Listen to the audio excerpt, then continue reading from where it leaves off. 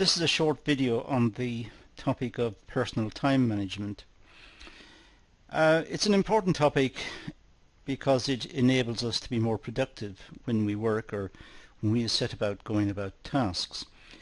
But it's not that sophisticated. It states the obvious in some respects, and it simply tells us or reminds us how to be efficient and how to focus and concentrate. It's a very straightforward video as a consequence. I'm just going to skip over some points.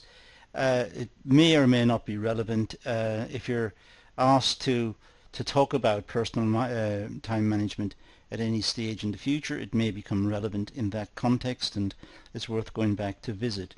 You may get a few pointers from it. But it's not very complicated, but perhaps worth bearing in mind. So with those points being made, let's have a look at personal time management.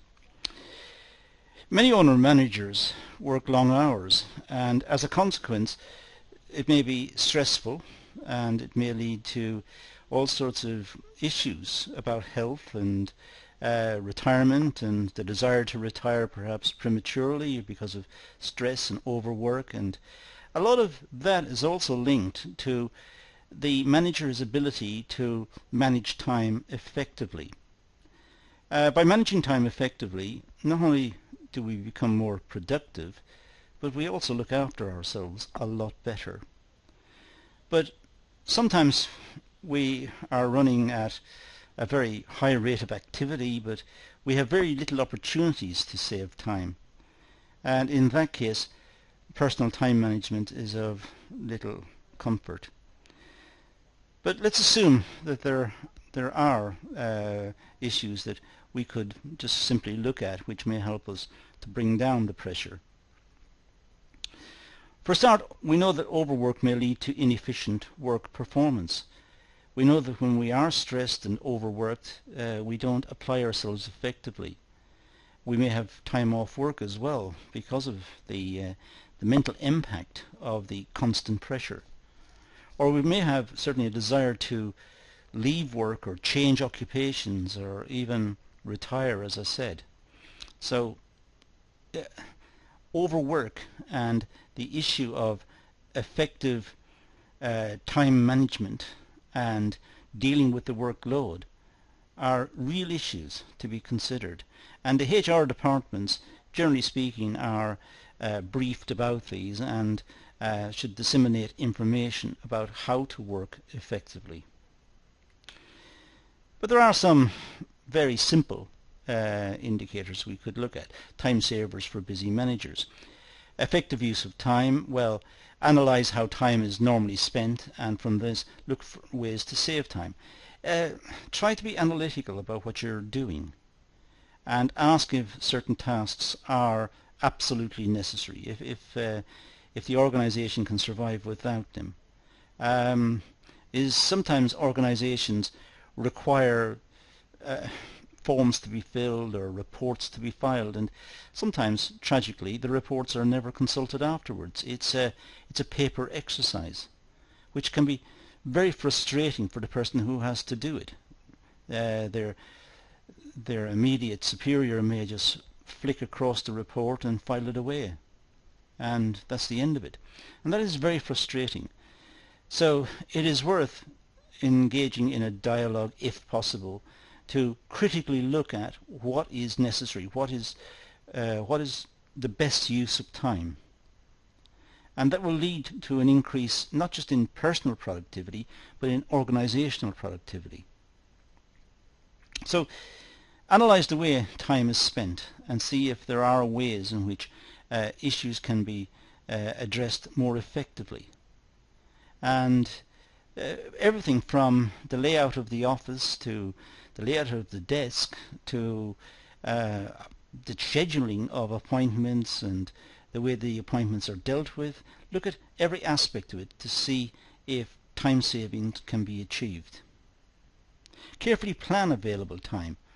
Use planners and diaries. There are lots of them available online, and most people nowadays have got access in the work situation to online planners and diaries and a whole range of facilities with reminders and schedulers and so on that will help us to organize.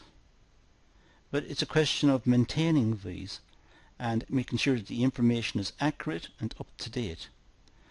And also comparing the estimates for jobs that we're going to do with the actual time taken, and looking at variances and accounting for the variances.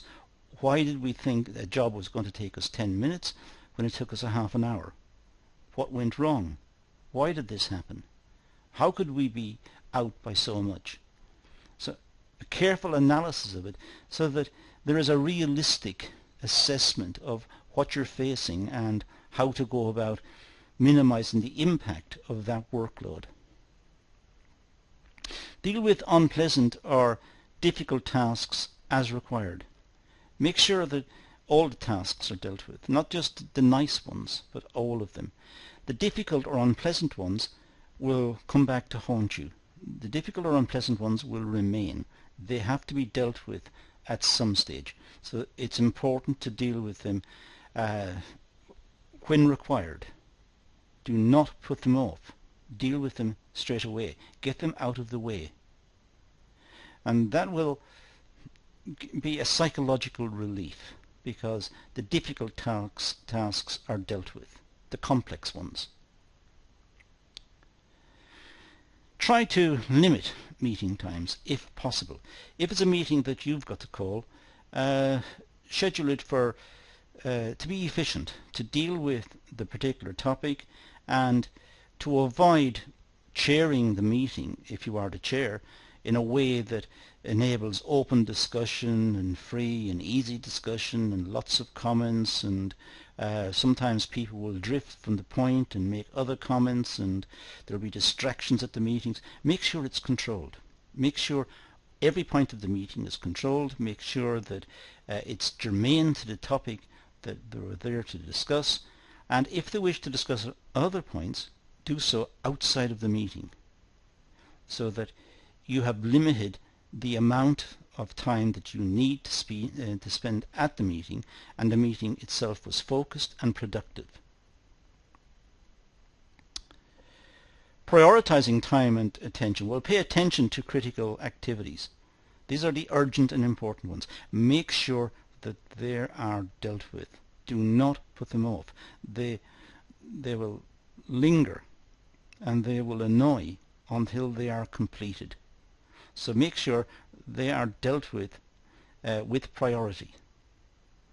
So make sure they're urgent and they're important. They're dealt with straight away. In other words, they go to the top of the queue and are dealt with immediately. But also, issues that are not urgent but that are important, they should also be dealt with in terms of priority. They should be, in a sense, second on the list. Just under the urgent and important ones come the important ones. But they also should be dealt with so that there is, again, a psychological payoff. You will feel better for having dealt with the important issues and the urgent issues, and then you can get on to the other issues which perhaps are not as pressing, but nonetheless need attention and need to be considered. Try to avoid interruptions. Try to find spaces throughout the day in which you're able to focus and concentrate on the issues and deal with those without interruptions, without being called away, or try to deal with them effectively in those time slots. And try to avoid distractions. The distractions may not just come from outside. You might get distracted yourself. You are searching for some information online and you find an interesting site that matches your hobby. Well, that's not relevant. You may bookmark it and send it to yourself for later consultation and discussion and reading and study, but it's not relevant in the context of what you were looking for. What you were looking for was something else. Do not distract yourself. That means try to have an environment which is focused. so you're able to deal with the issues that you are there to deal with. So try to avoid the interruptions, try to avoid people interrupting you, try to program any meetings if at all possible to a slot which is away from your key time during the day, where you deal with the urgent and the important issues, when you need to focus and concentrate and get it right. So try to program as much away from that time slot, and as I said, try to avoid distractions. Now, a lot of what I've said in this session are stating the obvious. I recognize that it's a very basic consideration of prioritizing time, managing time, and looking at it from a personal perspective. Nonetheless, in real working situations, it is important. I recognize that not everything I've said will be possible. It may not be possible to, say, for example, to avoid interruptions, just on the slide we've got in front of us.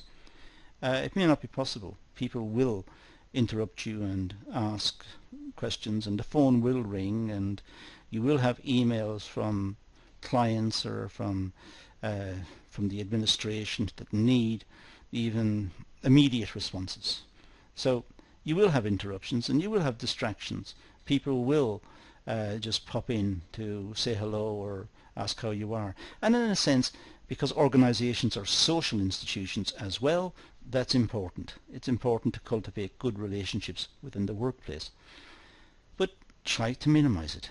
Try to enable you to complete the tasks so you have less stress and less worry about what you have to do in your work position. But let's leave it at that. It's, as I said, short class, very straightforward, just a collection of points that writers in the area have considered important. So let's leave it at that and say thank you for watching.